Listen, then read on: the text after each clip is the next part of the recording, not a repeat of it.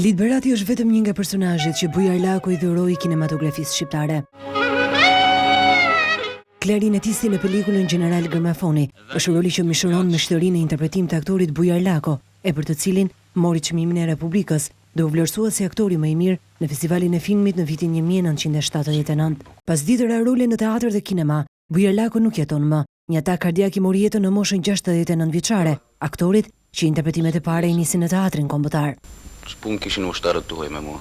Në fillim të verës dhe përballimi janë dy filma që i dhuruan suksesin Bujar Lakos në nisje të karrierës si aktor i kinemas e që do të vazhdonte me pelikulat Udha e shkronjave.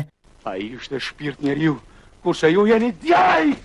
Tugj! Ball për ball e nëntori i dytë. Shqipëria më sot të bëhet në vete, e lirë dhe e mosvarme. Me 20 role në kinematografi pas ndryshimit të sistemeve, Bujar Laku do t'i mungonte sheshgjerimit për të rikthyer pas një dekade në 5 filma.